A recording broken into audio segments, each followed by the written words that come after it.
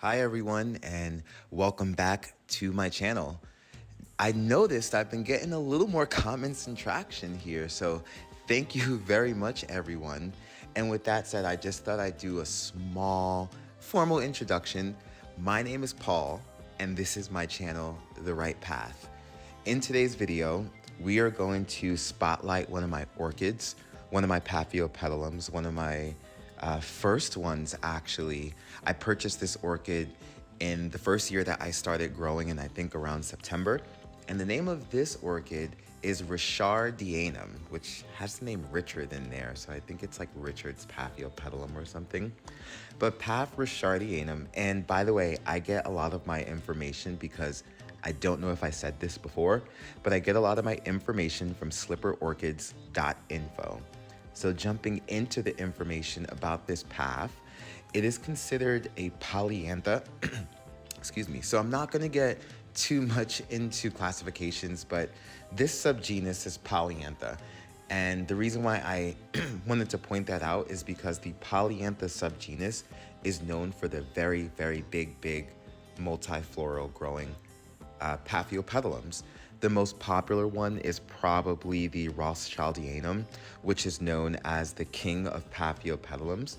But jumping back into my orchid here, this Richardianum, Richardianum used to be considered the species lowii. It used to be considered a variation of lowii, a more smaller growing and compact variation of that plant.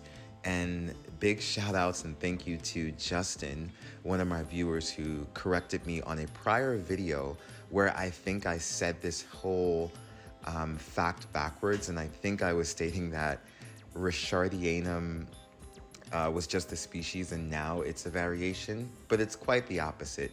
Lowii variation Richardianum was what it was prior, and now it is just the species Richardianum.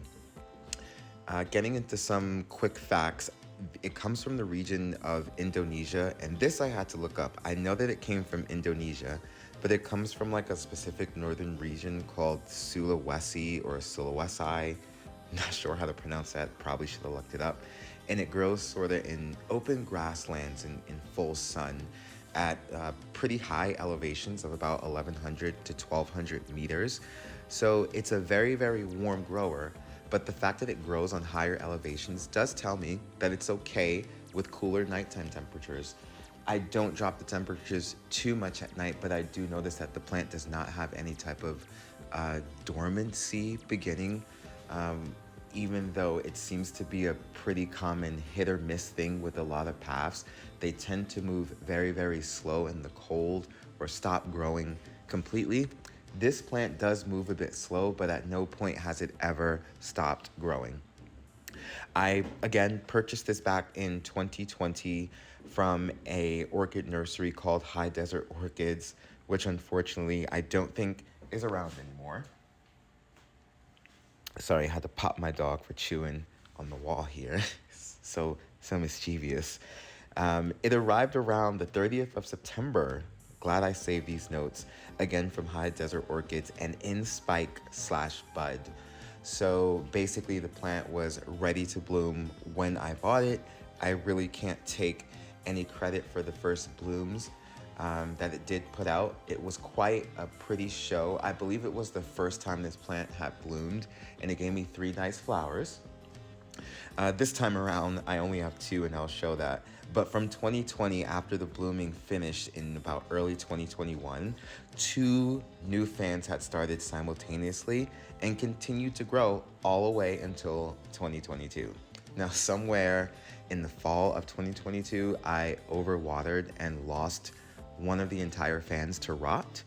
Not so happy about that, but thankfully the fan that was left not only continued to grow, but bloomed for me this year in 2023. I believe the spike probably came out around, I don't know, October or maybe around Halloween.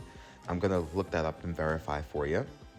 Yep, it came out around Halloween, so now it's just opening, and it has 2 flowers opening and a very small dormant bud as number 3, potential flower number 3, but I don't know if that's actually gonna come to fruition.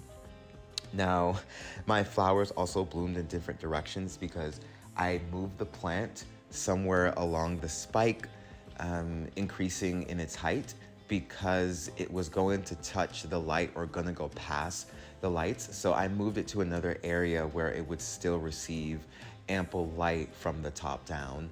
And I'll show that where this space is in some videos here. And with that, I think I'll go ahead and wrap up because I don't have too much to say about the plant, and I want to say more about it really in the next grow space overall update that I have, because my watering habits have changed completely with the increase in temperature. So with that, please leave your comments, and if you, sorry about that, had a phone call that came in, but I was saying if you have any tips or comments, any concerns to leave about the care of this plant, please comment on the video. I encourage you so that we can all grow and find out how to care for this plant appropriately. So I'll go ahead and leave my social media handles up for you all. I do post this journey quite frequently on my Instagram and Facebook pages. Probably not frequently, but frequently as of lately, since I'm actually unemployed. But that'll be an explanation for another time. Anyway, thank you again for staying tuned for the video, and we'll see you all in the next one.